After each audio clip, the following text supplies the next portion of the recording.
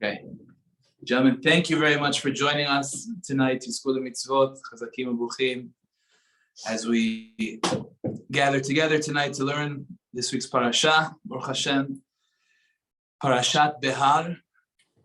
And there's a lot of wonderful things to talk about, Baruch Hashem. First of all, we'd like to dedicate tonight's learning for the Refuah Shlema of Kol Cholei Yisrael. Anybody who needs Refuah Shlema should have it, especially Shmuel Moshe ben Pnina, Yaakov Yisrael ben Chana Israel, Shachar ben Chana, Mordechai ben Adina, Mordechai ben Sarah, Mordechai ben Evelyn. May they all have a Refuah Shlema b'toch Shar Cholei Yisrael. Any names you want to mention before we start? Yehoshua ben Miriam should have a Refuah Shlema b'Ezrat Hashem. Chazakim Ubuchim. Okay. Also, we would like to thank our host, Mr. and Mrs. Kurosh Babayan. Thank you very much for hosting us tonight. Chazakim Ubuchim. May your house always be open for shiurim and Torah and brachot and smachot and only good things. Thank you very much. So we're coming out of Lag BaOmer, very special day that we had today, and we all, I'm sure many of you participated in lighting different fires in honor of Lag BaOmer, in honor of the great Tana Rabbi Shimon Bar Yochai. And it's important to remember that the fire that we're lighting is really the fire of Torah. That's what he represented, the fire of the Torah Kedosha. He was on fire. And it's important to realize that when you bring that fire of Torah into your life, you get only blessing. So we should all bring that fire into our lives, the fire of the Torah Kedosha, on a daily basis to learn something, even just for a few minutes, one Mishnah a day, like for example, tomorrow, we have a daily Mishnah shiur every day at 9:30 a.m. Just 10 minutes a day. You learn one Mishnah on Zoom, wherever you are, and you finish many Masechtot, Baruch Hashem, like that. It's a fantastic thing. We're starting a new Masechet tomorrow morning, Masechet Sanhedrin, beautiful.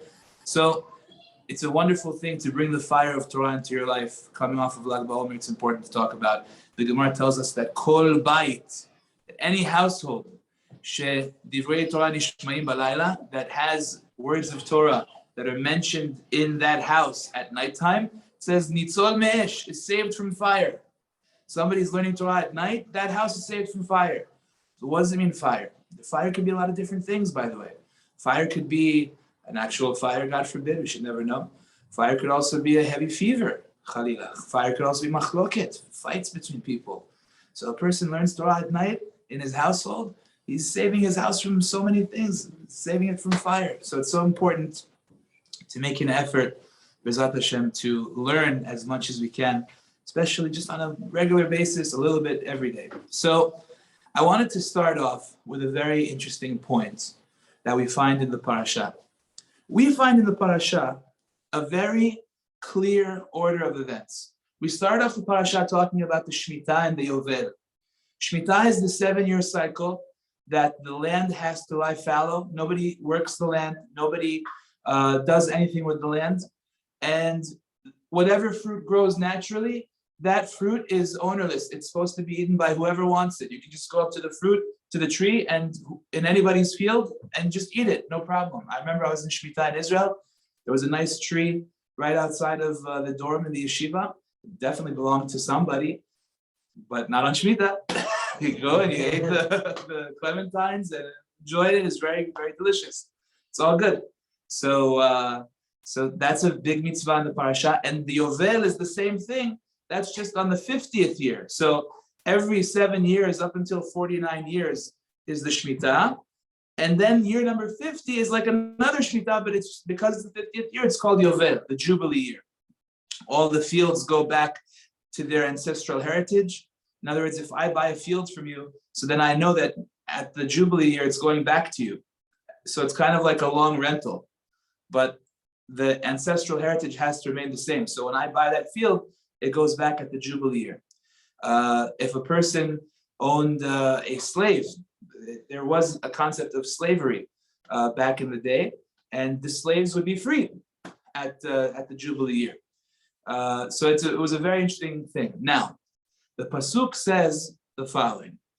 Pasuk says, Bishnat hayovel hazot, right? During this year, during this Yovel, It says everybody has to set free their slaves. Everybody has to give back the fields that they purchased. And it's like another year of Shemitah. And then it goes into another discussion. Then it talks about which means when you buy something from your fellow Jew, you're not allowed to cheat your fellow. And then it goes into another discussion about somebody who becomes impoverished and he has to sell his field, and the idea that it has to go back in the Yovel. And then it goes into another discussion about somebody who's so impoverished that he has to sell himself into slavery because he just doesn't have a way of providing for himself. And then it goes into another discussion of a Jew who actually sold himself to a Gentile, but not only a Gentile, somebody who's an idol worshiper. Very interesting. So the Gemara takes note of this. And the question that the Gemara wants to know is, what is going on over here? Why this order of events? We start off with a Jubilee, then a guy who's selling to his fellow Jew his items. It could be a table, a chair, whatever it is. He shouldn't cheat his fellow Jew. Then it talks about the guy who's selling himself as a slave. He's selling his fields. Then it's talking about a guy who sells himself as a slave. Then it says, and the guy sold himself as a slave even to a Gentile. What's going on? Very interesting order of events. So the Gemara in Masechet Kiddushin Daf Chaf Amud Aleph takes note of this interesting order of events, and I'd like to read it to you inside. The Gemara says the following: the Tanya, we learned in a Braita. Rabbi Yossi Rabbi Chanina Omer. Rabbi Yossi, the son of Rabbi Chanina, says, Bo ure'e kama kashe avaka shel shevi'it.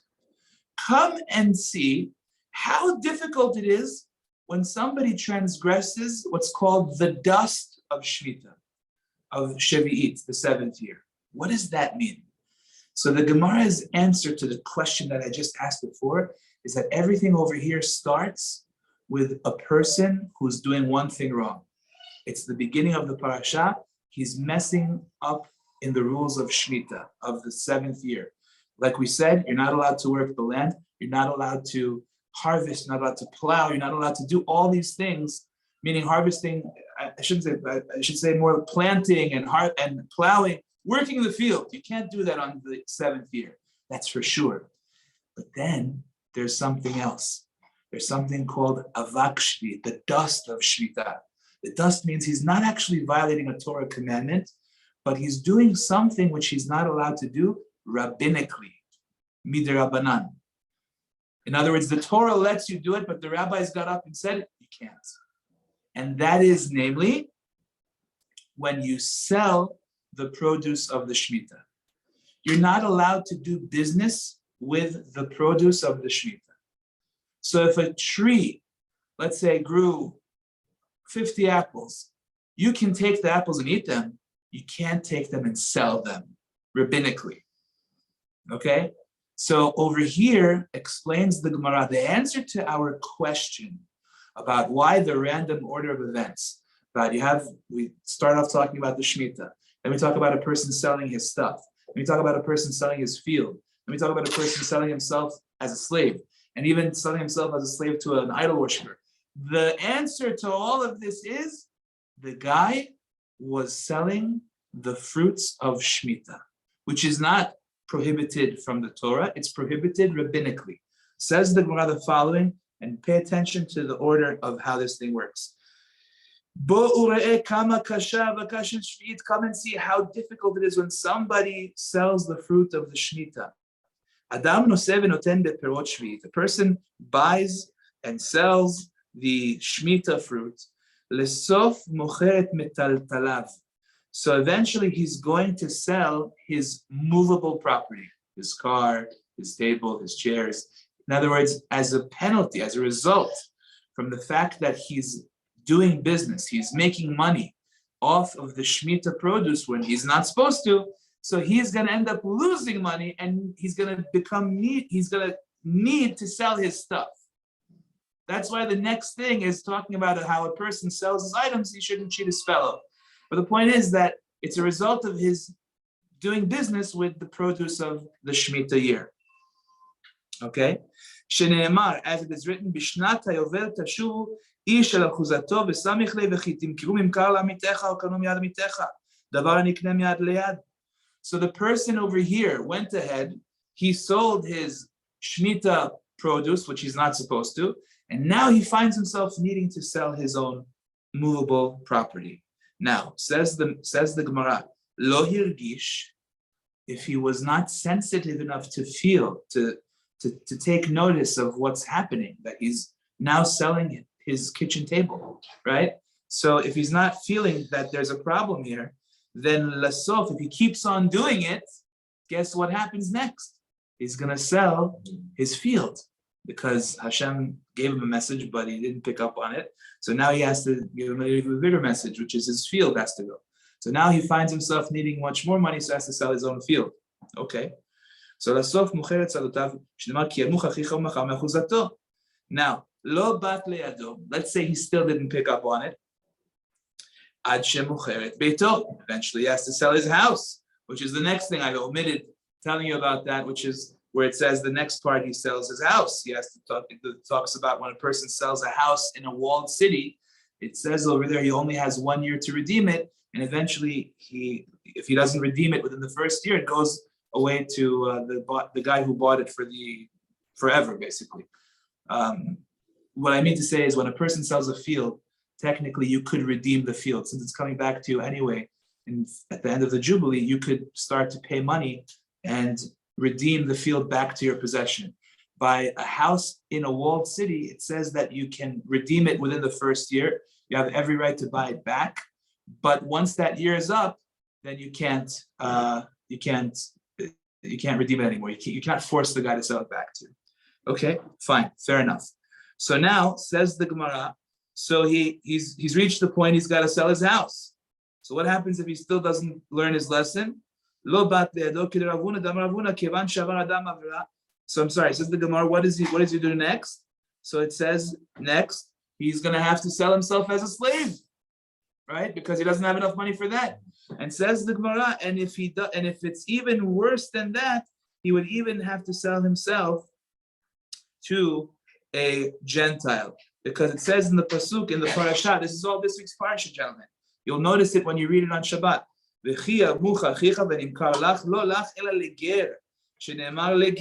goy. But not to a righteous goy.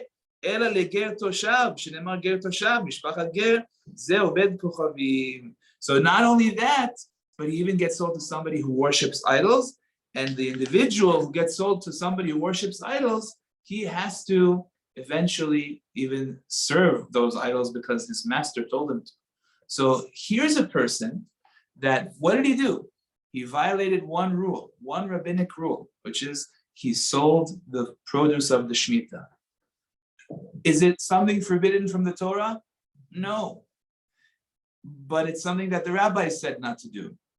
And because he violated that rule, eventually things started to downward spiral and he just lost everything. So over here, I want to share with you, I think, 3 important lessons that we can learn from this teaching of Chazal.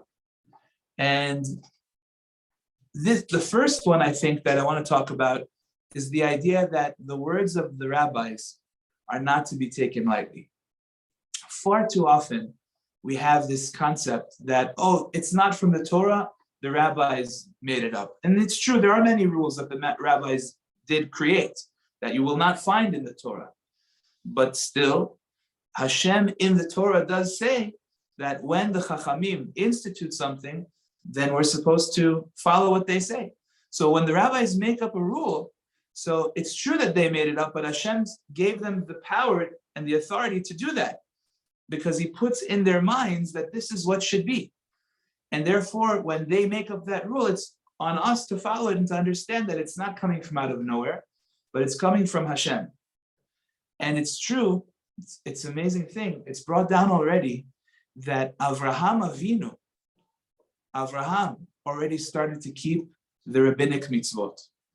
Now, what rabbinic mitzvot? Not even the Torah was given, but it says Avraham already started to do it. It says, "Vayishmor mishmarti mitzvotai chukotai v'torotai."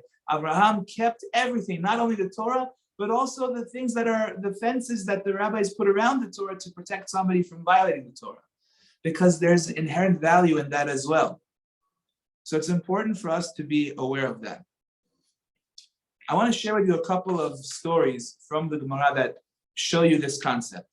As you know, Netilat Yadayim is a mitzvah that Shlomo HaMelech created, actually. Shlomo HaMelech is the one that instituted Netilat Yadayim. There is no halacha in the Torah that you have to wash your hands before you eat bread. It doesn't exist. But Shlomo HaMelech, sorry, that is. Thanks. Shlomo HaMelech is the one that established that this should be done. So this is a famous Gemara in Masechet Eruvin Daf Chaf Aleph Amud Bet. Over here, the Gemara talks about the great Rabbi Akiva. Rabbi Akiva, as you know, was one of the Asara Harugei Malchut. He was one of the 10 martyrs that were killed by the Romans in Mach Shemam, and they literally tore the skin off of his body. It was a terrible death that they did to him. And Rabbi Akiva, before he was murdered by the Romans, he was held as a prisoner. And he had a servant there that was helping him, that was bringing him water. So I'll read you what the Gemara tells us. Our rabbis taught us in a bright. Rabbi Akiva was held captive in jail by the Romans. Rabbi Yoshua HaGarsi was helping him, was serving him. Every day Rabbi Akiva got a certain amount of water, just that limited amount of water, enough for him to survive. Now, Yom Echad, Metzao Shomer Beta Asurim. One day, the guard of the jail saw that Rabbi Yoshua ben Garsi had water that was a little bit bigger than the normal amount he would get. Amar lo, hayom memecha merubim. Says, today you have a lot of water, too much water. Shema lachtor beta asurim atat tzarich. Maybe you're doing this in order to dig a hole somehow, maybe to make some mud and try and dig a hole and get yourself out of the jail. So the guy took the water, shafach etzian, he spilled half of the water out. So now he only has half. V'natanu, and he gave it and he said, okay, take this to the rabbi. So Keshebayitz Rabbi Akiva, when this Rabbi Yoshua Garsi came to Rabbi Akiva, so he said, Amar Yoshua, he says, Yoshua, don't you know I'm old? Why you give me such a small amount of water? You know, my life depends on you. Why are you bringing me such a small amount? What's going on? So he told him what happened. He told him that the guard had spilled out half of it. So then he said, okay. Give me the water so at least I can do netilat yadayim. So he said, I don't understand. He says, Rabbi Yoshua said to him, he said, Lishtot en magim. You don't have enough water to drink. Litol yadecha magim. You have enough water for netilat yadayim? I don't understand. You're not going to have this for 24 hours. You're not getting a drink. This is all you've got. You're using it for netilat yadayim? So Rabbi Akiva responded to him, and he said, Amalo ma e'eseh shechayavim alehem mita. Mutav amut mitat atzmi velo e'evor al dat chaverai. So Rabbi Akiva said, you have to understand something. There is a saying from the rabbis that whoever transgresses the words of the rabbis has to get a death penalty. So he said, you don't understand. If I don't wash netilat yadayim, I'm transgressing the words of my rabbis. So it's a death penalty. So I'd rather die from thirst than die because of violating this rule. But here's a person, sometimes you know how many people, they want to eat bread, they don't want to wash, the whole story washing, it's a hassle, they don't want to wash before the bread. Rabbi Akiva said, this is my life, this is much more important to me than even surviving. That's how Rabbi Akiva viewed it. Again, he was Rabbi Akiva, he was a great, what? It's a very good question that you're asking. We know that pikuach nefesh doche everything. And there's absolutely nothing wrong with drinking that water, 100%. Pikuach nefesh would be perfectly okay. However, Rabbi Akiva, being that he was on this very high holy level, he couldn't bring himself to drink. He just couldn't. He needs netilat yadayim. He didn't have water on his hands. He couldn't drink without washing. But which one is more important, Shabbat? Again, you're asking for a regular person. What? Why can't you go there without drinking water? No, he was old. He was older. He's right. There's a point that it probably was a risk for him, but he was something he felt he just couldn't bring himself to do it. But the point that I'm trying to bring out is that the attitude of Rabbi Akiva in this story is that the words of the Chachamim are not to be taken lightly. I can't say, oh, that's just rabbinic. No, he was willing to risk his life for it. Again, I'm not saying that the average Joe should do that, but at the same time, I'm just trying to point out what's going on. I'll give you another example. Yeah. That if he was sick in Shabbat, they wouldn't mechalel the Shabbat for him. No, of course, no. That's a different story. Koach nefesh. No, so it's a good question. Again, I'm not disagreeing with your question. I think you're right that for the average person, we wouldn't do that. We would say, hey, buddy, take this sip, drink. But Rabbi Akiva couldn't bring himself to do that. It's an interesting story. But my point is that what's he talking about? It's not talking about Shabbat. We can understand Shabbat, Yom Kippur. These are things d'oraita. What's his big issue here? Netilat Yadayim. Netilat Yadayim is a totally rabbinic thing. Shlomo Melech made it, right? And still, that was his attitude. It says also, by the way, when somebody passes away, the halacha is that, God forbid, somebody is about to become a mourner, he has to tear his clothing. Whether it's a relative, mother, father, wife, God forbid, son, daughter, he has to tear his clothing. It says that somebody who doesn't tear his clothing is chayav mitah. He has to get a death penalty. So the version asks on the Shulchan Aruch, what death penalty? What's he doing wrong? He says, no, because the rabbis established that the person has to tear out of mourning for the person who passed away. So that means he has to tear his clothing, and if not, it's a death penalty. Hashem Yishmor. There's a concept that we have to take very clearly the words of the rabbis and use it and not dismiss it, God forbid. It's very important to understand that this stems, Rabbeinu Yonah writes, that this stems from the idea of Kvod HaTorah, giving honor to the Torah and to those that teach it and represent it. I'll share with you a story of the great Rabbi Akiva Eger. You guys all heard of Rabbi Akiva Eger, right? No? No? Yes. Yeah? Rabbi Akiva Eger was one of the greatest tzaddikim, and he lived about maybe 150 years ago in Europe. And he was a tremendous Torah genius. All the biggest questions of the time came to him. And the story with Rabbi Akiva Eger, just to get an idea of what it means, the power of real Chachmei Yisrael, what we're dealing with. So it says in the story that Rabbi Akiva Eger was approached by two men that were printing the Shas. They were in a place called Slavita. They were the grandchildren of Rav Pinchas Koritzer, who was a big Hasidic rebbe. And they wanted to print the entire Talmud Bavli. And they didn't want to have an investment that would go to waste. So they went to many different rabbis. Rabbi Akiva Eger was one of them. And they asked for permission that we should be the ones to print the Talmud Bavli, the Babylonian Talmud. We're going to make it nice and beautiful, but we want our investment to be protected. So can the rabbis please write that we are forbidding anyone else to print an edition of the Talmud Bavli for the next 10 years? And the rabbis agreed. They said, we know these people, they want to do something good. And they agreed. And these brothers printed thousands of copies of the Talmud Bavli, thousands. And people jumped at it. They were so excited about it, they bought it. And in about 5 years or 6 years, they sold almost every single edition of the Talmud Bavli that they printed. There were a few left, a few sets left, and they decided that now we want to go and we want to print again. Now they're still within their 10 years. They're at year number 5 or number 6.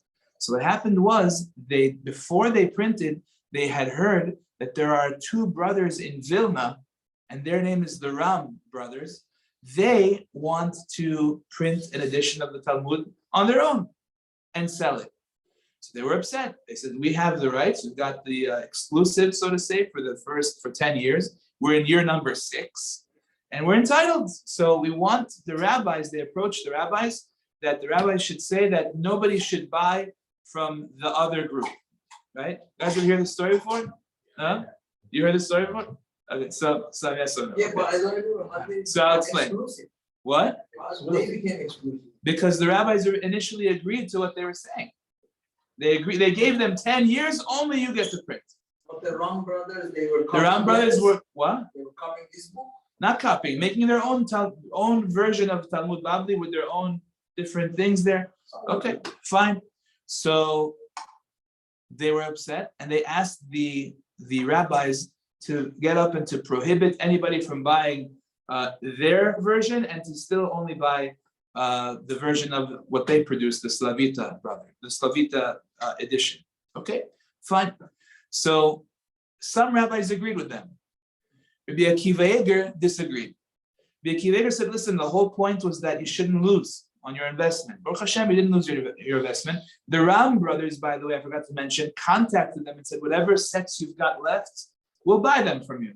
We're happy to buy it from you that you shouldn't lose. We'll buy whatever you've got left. You're not going to lose anything. And now we want to print it. So Rabbi Akiva Eger said, that's fair. And he said, if they want to do that, then they should be allowed to do that. They're going to buy from you whatever you have left. And now it's their turn to print. They said, well, we have the exclusive for 10 years, everyone said. He said, yeah, but that was just so that you shouldn't lose, but you didn't lose. Everything was okay.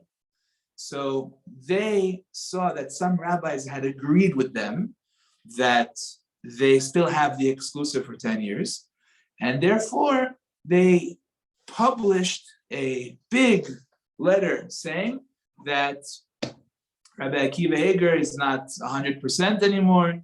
He's well over 70, and his son, Reb Shlomo Eger, is telling him what to say, and he's not saying exactly what he thinks anymore. And a whole big left and right, and it was really, really a very big disgrace to Rabbi Akiva Eger. So Rabbi Akiva Eger saw that, and he said, for my own kavod, my own honor, I don't care. I could care less. But when I give you a psak in halacha, when you're asking me what does the Torah say about something, at this point it's not a question of my honor, it's a question of the honor of the Torah. And therefore I cannot forgive the honor of the Torah. And he wrote a whole big letter saying that he's not going to forgive them for what they wrote, and he completely never forgives them for what happened. After he wrote that letter, he then opened up the Aron Kodesh and said, Hashem, if you don't forgive for my honor, then forgive for your honor. Then don't forgive for your honor. Don't be mochel like that. It was a severe claim from Rabbi Akiva Eger, one of the Gedolei Hador, the greatest who ever lived, an unbelievable person. So what happened was, gentlemen, that there was a person who was a worker in their factory of the Slavita, the Slavita edition of the Talmud. And this guy was drunk. He came into work, he was totally drunk. And somehow he had an accident at work, and he ended up strangling himself to death. He choked himself, he got caught in some wire or something, and he hanged himself almost. Very sad story. Now, at the time, the reform movement started picking up, and they got word of this, and they immediately informed the Russian authorities about what happened, and they said, these guys killed their worker. At that moment, they came, they interrogated them, they left the father of these two men alone, but these two men, they were interrogated, they were taken to jail for 3 years until they even had a court case with murderers and with all kinds of people in the jail. It was terrible for them. And eventually, after 3 years, they got a Gzar Din that, you know what has to happen to them? They have to walk through 250 soldiers on one side, 250 soldiers on the other side, when all of these soldiers each have sticks in their hand, and they have to get hit by each one of these sticks 3 times. So it's 1,500 stick beatings. If they survive, they survive. If not, then not. But that's their punishment. And as one of them was walking through, his kippah fell. They had to be naked, by the way, except for the kippah. The guy wanted his kippah on his head, and the kippah fell down. He had to bend over, and they kept on beating him while he was there until one soldier put the kippah back on his head, and he kept on walking through back and forth 3 times. And they survived, But the father that they had was so saddened by the whole thing that he died like almost right away. And these two were sent afterwards. They both survived. They were wounded badly. One guy got beaten in his eye, became blind in one eye, and they both were sent to Siberia for a very long time. Till eventually there was the king had died, and there was a new king that became the king. Forgot which one it was. I forgot which one. And he granted them freedom. When they were there, they both accepted upon themselves the judgment, and they said, "There's no question that we got this because of what we did to Rabbi Akiva Hager, because we disgraced the honor of the Torah."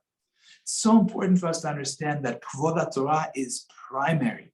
We have to give the Kvod Torah. This guy who's selling the fruit of Shemitah, why is he doing that? Why is this guy selling the fruit of Shemitah? He's not planting, he's not plowing, he's not working the field, but the fruit of Shemitah, he's selling. He's trying to make a buck off it. Why? Because he disrespects the words of the Chachamim. That's his problem. The Torah is trying to tell you that doesn't end up well. That ends up in a very bad place, like these guys from the Slavita Talmud people. That's what happens as a result of that. It's important for us to understand. And the problem is like this. People don't realize, but many times they disrespect the Chachamim that are around them. I can't tell you. I was once at a bar mitzvah, and the bar mitzvah was a grandson of a rabbi from America, and this was taking place in Israel. I don't know, did I tell you this story?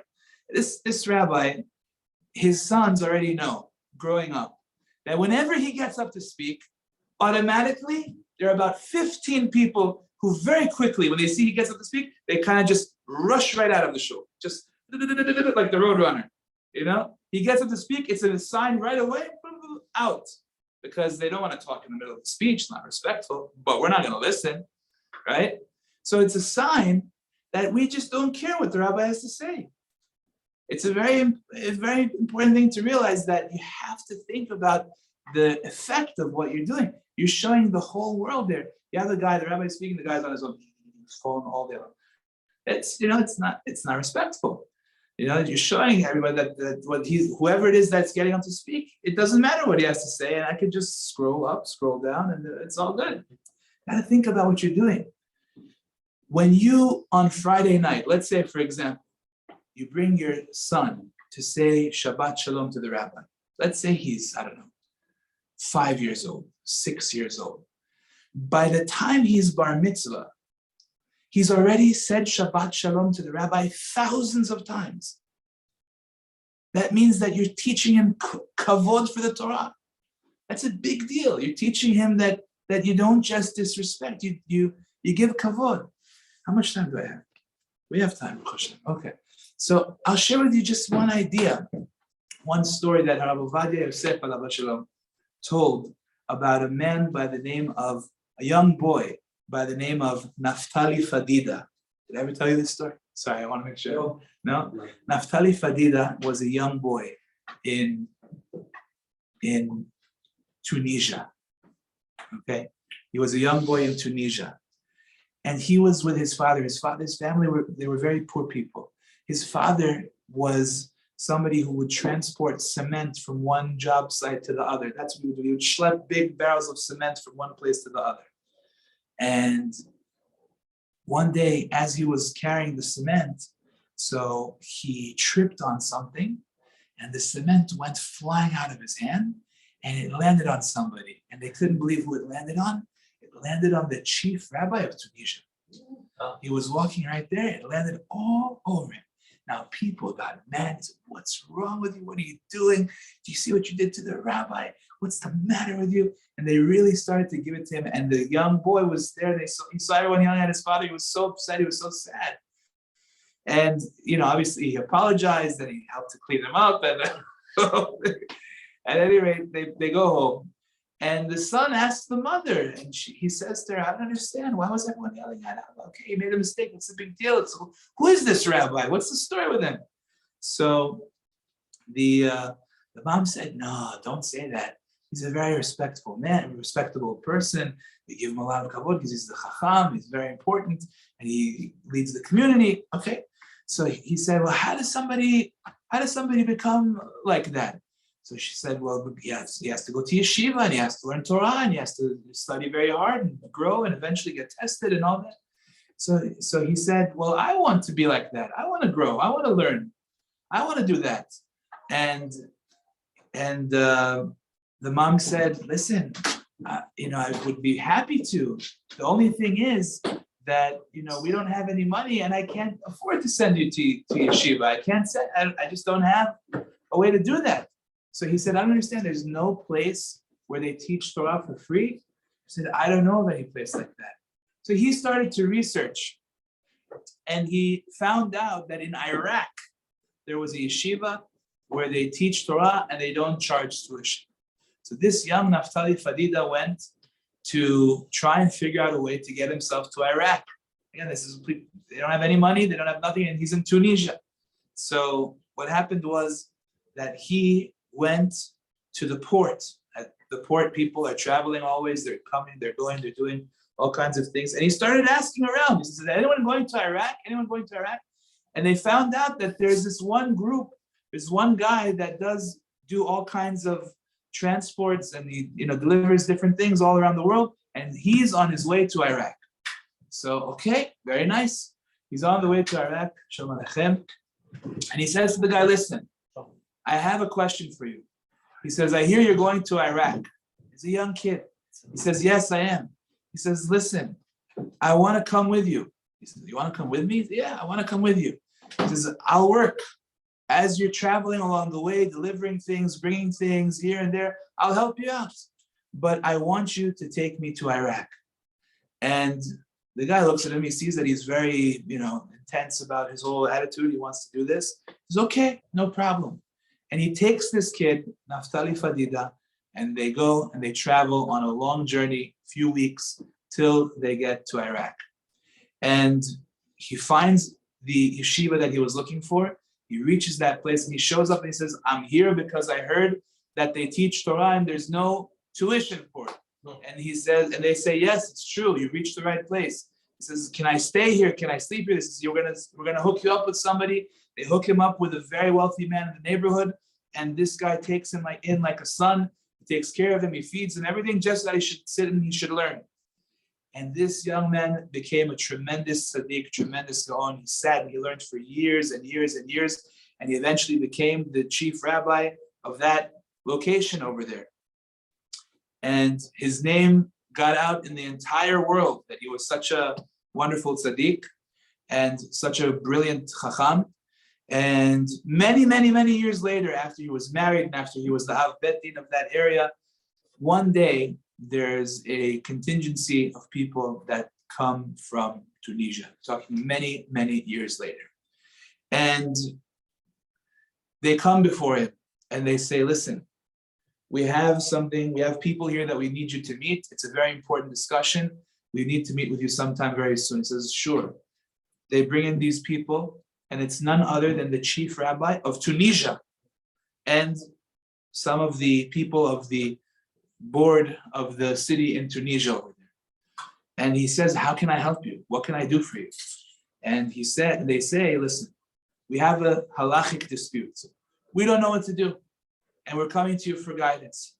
The chief rabbi has served us for many years, but he's old and it's not easy for him to do what he used to do anymore. And it's time for him to move on. Now, we gave him a house. We gave him a place to live. For all these years, we always supported him, but now we can't anymore. We need to give that place to the next chief rabbi. And whoever it's going to be is going to have the same things that we gave him. So we can't do it anymore. Now the rabbi claimed that. He said, listen, on the other hand, I've been here the whole time. You can't just kick me out when I'm 80 something years old. Where am I supposed to go now? Start looking for this is where I live. To get a different place. And a whole big discussion back and forth. And they didn't have the funds for a new place, and they didn't have the funds for all these different things. So this Rav Naftali Fadida at this point, he says, please just wait here. He goes back to the gentleman that had taken him in so many years prior, and had supported him and had taken care of him. And he asked him, he says, do you have something that I can take from you, something that's worth a lot of money that I need it right now? And the man said, sure, anything you ask for. And he gave him some very beautiful, precious gem that was worth hundreds of thousands of what will be equivalent today. And he comes back to this meeting with this gem. And he says, Rabotai, do you see this gem? They're like stunned by it. He said, do you think that this gem is worth the value of what you would need for a new place to buy the new rabbi or whatever it would be? And they said, yes, certainly. This is something that goes for hundreds of thousands of dollars. So he said, okay, take it. It's yours. They were shocked. Said, how could you do that? What's going on? And he said, I have to tell you something. He says, you don't know me, but I know you.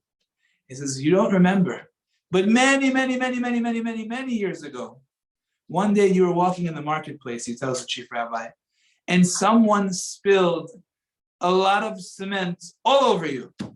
He says, that man was none other than my father. But when I saw the reaction of the people about how they were so upset that your honor was disgraced and that you were embarrassed, and how everyone protected you and loved you so much, I said, I want that for myself too. And therefore, because of you, because of who you were, I became who I am today. Because we had in our community that great honor for the Torah and for those who learn the Torah. So that's why I am who I am today. So Rabotai, this is an incredible idea that when the kids see that you're giving kavod to the rabbi, when you're giving kavod to the chachamim, and you show them that you love them. Says the Gemara, Man dirachim Rabbanan, havule banim talmidei chachamim. The person that shows that he loves the talmidei chachamim, his children will see that, and they will want to be talmidei chachamim. So that's the idea. So this guy who's selling fruit of Shemitah, he's showing, I don't care what they say. Doesn't make a difference to me. I was once coming out of a pizza shop, and I see this lady. She's got a sheta and she's wearing tight pants. I said, it's a little bit funny. Somebody asked her, why do you do that? It was funny. It was actually an interesting scenario. Like, can I ask you something? I thought that, something like that. Like, if you're wearing a sheta, don't you want to wear a skirt too? So she goes, oh yeah, well, covering your hair is the oraita, but pants is the rabbanan. Like, what? What does that mean? So pants are the rabbanan. Even if she's right, I don't even know if she's right. But even if she is right, so what? So something that the chachamim say is throw it in the garbage? Doesn't make sense, right? But that's an attitude that a lot of times people adopt, and it's important for us to push in the opposite direction. That you can show that you love Torah and Chachmei Yisrael, and that way it'll rub off on the children as well. I want to point out just a couple of more things from this that we learned tonight, from this Braita. What we learned from this Braita is one other point. A lot of times people cause other people to mess up. Think about this guy for a second. This guy sold fruit of Shemitah. The Gemara tells us the Kedusha of the Shemitah goes on the money. When you sell the Shemitah, now the money that you received has the Kedusha of Shemitah. So let's say you buy a pair of shoes with that Shemitah, with that money. Your shoes that you're wearing are not, you're trampling on the Kedusha of Shemitah with your shoes. Let's say you buy a table with the money that you sold, that you got for the sale of the Shemitah fruit. So now the table that you're eating on has the Kedusha of the Shemitah on it. So every time you sit to eat at the table, you're denigrating the holiness of the Shemitah, because the table now has the holiness of Shemitah and you're eating on it. So what's happening is that not only are you yourself doing something wrong, but now you're causing other people to do things that are wrong as well, because now whatever you buy with that money, if other people use it, they're violating Shemitah. That's why, what did we call it in the beginning? We called it the dust of Shemitah. This is from the beautiful Umato Kaor. The dust of Shemitah, what's the most unique quality about dust? It goes everywhere. Dust is all over the place. And that's why it's called avak shevi'it. Because when you use that money for whatever you're going to use it for, now everybody's going to be unfortunately messing up with the Shemitah. So it's important to realize that sometimes a person, without realizing it, he causes others to fail as well. I'll give you an example. Here's a guy, he's sitting in shul, okay? And it's not enough that he's not focusing on his prayer and he's not focusing on the Siddur, but now he starts to chit-chat with other people, right? So that guy, he's not only messing up himself, he's now messing over the other guy, right? So a lot of times you have things like that, where you do something, not necessarily, the point is that somebody else does something, and all of a sudden he causes other people to have a negative effect as well. So that's a problem we need to be aware of. We have more time? We're good? Or everyone is there? Okay, I'll share with you just one more point. Yeah, we have a question. He sells the Shemitah and then donates the money to charity. Does it still continue on to whoever gets that charity? Nobody's supposed to use the Kedusha of Shemitah incorrectly. You have to treat the fruit with the proper Kedusha. So anything that you're going to do other than what you're supposed to do with it, which is eat the fruit and respectfully discard the peels, is going to be wrong. That means bracha is gonna go from the money. Meaning the bracha. 100%. Exactly. Exactly. There's no bracha in that money. That's what they say when somebody has bechayla working Shabbat, there's no bracha. No bracha in the money. But Yeah. let's say somebody working Shabbat and go to the Knesset, he said $10,000 Sefer Torah. He buy, he pay. Yeah. Working Shabbat. So what happened with that money? Again. The shul has a leak. I mean, listen. My point is, Where's that money? no. It's a good point. You have to understand. I want to explain something. When you listen, when you have to understand there's different types of people.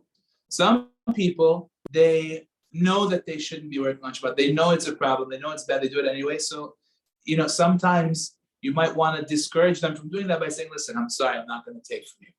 Other people, they're clueless, So, I mean, I can tell you, I've seen big Rosh Hashivas take money from people that are not Shomei Shabbat. He take the money. Yeah, I've seen that. Some people don't do that.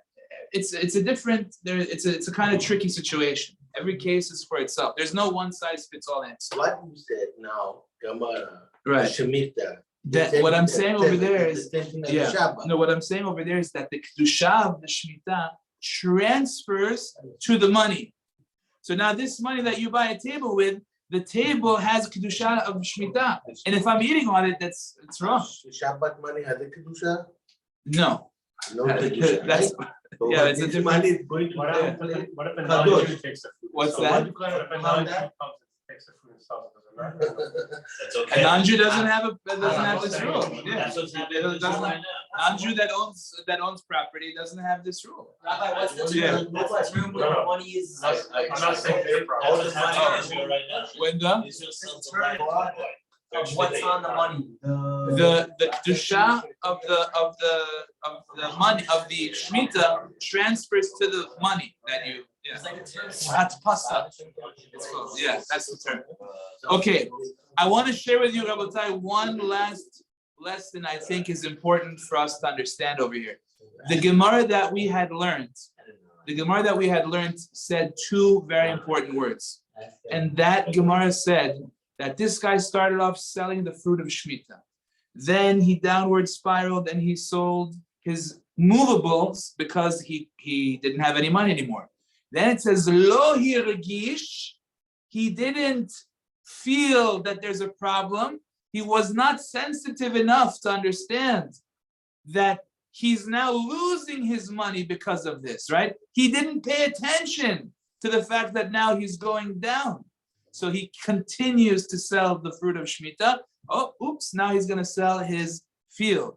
He doesn't understand that, then it goes even worse. But my point is, Rabotai, that there are times where Hashem is talking to you and you're not listening. That's the key. Not you, I'm talking to myself as well. Kadosh Baruch Hu is giving us a message, showing you, hey, this does not make sense. If I should be making more, the plan is to make more money. The plan is to buy more stuff. All of a sudden, I'm selling my kitchen table. What's going on? Oh, I guess I should go and get more Shemitah fruits and sell more. No, it's the wrong conclusion. The guy's missing the boat. Here you are. You're in a situation. you're not waking up to see what's going on. The Midrash in Parashat Behar says a very similar thing about somebody who had the same issue with Maaseh. What happened was his father, before he passed away, told him that you should know whatever this field grows, I give 10% to the Levi, always. I take 10, if I have 100 apples, 2 of them go to the Kohen, and then 9.8 goes to the Levi. Always, that's what I do all the time, right? And the field is always good. Make sure, he tells his son, that you don't mess up. Okay. The father passes away, says the Midrash, and the son takes control of the field. He grows the produce, he's got the 100 apples, and instead of giving the 10% of the Levi, he knocks it down to 9%. He gives, but 9%. What happened? The next crop produced not 100 apples, produced 90 apples, right? So he says, okay, unfortunately, this crop is smaller. I can't give 9% anymore, right? So it has to be 8%. Now, again, same thing, lo hirgish, he did not pick up on the message. Guess what happened? Instead of it growing 90, now it grew 80 apples. And now he's saying, listen, unfortunately, business is bad. I can't, right? I have to start to give less because I can't do it. So guess what happened? Less. Eventually, it went down further, and further, until he eventually needed to ask people for the maaser that he used to be able to give. You understand? This is called not picking up on the message. There's a message. Hashem is talking to you. And this guy is missing the boat. It's so important for us to understand that sometimes Hashem is giving us the message. We have to make an effort to understand what is that message. So, B'ezrat Hashem, Rabotai, yes. Somebody said this Shemitah, Yeah. okay, he buy the table. And the next year, you understand that he made a mistake, Right. okay? What should he have to do with the table that he has? So probably what he would need to do is he would have to, I would imagine, he would have to redeem the Kedusha off of the table, put it on money, Sell it, What? okay? and then he would probably have, I don't know if he even could do that. I don't even know if he But could he redeem it. can do. He might, either he had, I'm not sure, don't quote me on this. Either he has to destroy it, or he has to redeem the money, put it on money and destroy the money. Yeah, I mean, there's nothing he could do. It's basically nothing. The Shabbat. Something making That's not the same thing as Shabbat. Shabbat has different rules. Shabbat has different rules. Okay, it's not exactly the same. There's different rules. Money for. You're saying in terms of spiritually, I'm saying halachically, it's not exactly the same thing. Anyway, gentlemen, yeah, we have a question. Rav Avadia Yosef came out with the halacha that they sold the land of Israel to a goy during Shemitah. Right, parts. Part, so it was only the farmlands, I assume. Right, yeah. Well, the point is, yes, it's called heter mechira. Yes, heter mechira. But- Sorry. Go ahead. So your question, you're basically off profiting, right? So there are Jews who are profiting off of that land. Well, the idea is that they don't own it. The goyim own it. That's the idea. That the rule is that if a goy owns the land, so then the Shemitah doesn't apply over there because it's not Jewish-owned land. Oh, but they didn't get it for free, they got money. Who got money? The Jewish owner, didn't you get money or no? They give They're the Oh. renting the land out. Oh, they're just selling I it. could sell the land to a goy and get money for that. I mean, But technically, that's the selling of the Shemitah land. before Shemitah, I sell him the land. for the Shemitah year. Yeah, So then you profited off the apple orchard. I profited off the sale, not from the apple orchard. He's profiting off the apple orchard. It's his own thing. But the reason why he's paying you X is because of that, it's gonna bring You in know- Shemitah year. I don't think That's okay. I mean, the point is that I'm not working the land on Shemitah. I'm not harvesting. I'm not planting. I'm not plowing. It's, yeah, I think that's the idea. The Rabbino, the reasoning for why there's two thoughts of yes, it's okay to sell, and one side that says no, you shouldn't sell. There's a lot of, I mean, the idea of Shemitah is that a lot of people, a lot of the big poskim disagreed with the heter because they felt that, again, this is not him. This was from Rav Kook, who mastered it. Many others have mattered it. It came originally from Rav Yitzchak Elchanan Spector, who allowed it for rabbinic violations. But the point is, he's the one. He's the one that gave it the most push, because he held that it's permissible. But the idea is that the most important element here is that when you observe Shemitah, you get bracha. You have to have the faith. That's the whole idea of Shemitah. We could end up with this one thought, gentlemen. The whole idea of Shemitah is to have faith in Hashem.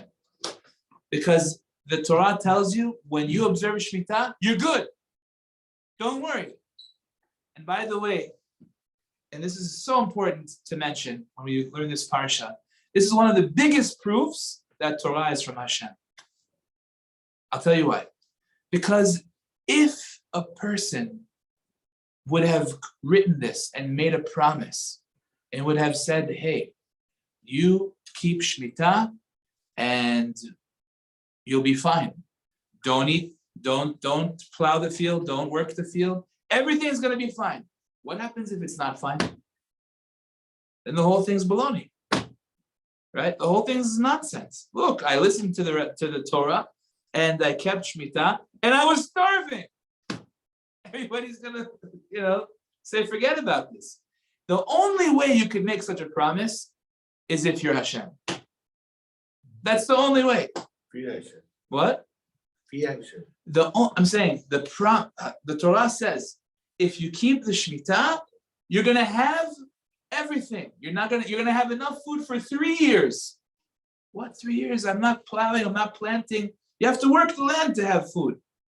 So if it was a lie, everybody would say, okay, forget this. This is nonsense. The only one who can make such a promise is HaKadosh Baruch Hu. This is the only one that can test Hashem. This is, I'm just trying to say, this is a beautiful proof that Torah is from Hashem. Very important to realize that as well. When is Shemitah? This year. This is the year of the. This is the year of Shemitah. That's why the stock market's crashing. That I can't tell you. Okay, guys, Chazakim Ruchim, thank you to the Babayans. Thank you for hosting us today. We appreciate it. It's good mitzvot, guys. Thank you very much. Talk to you.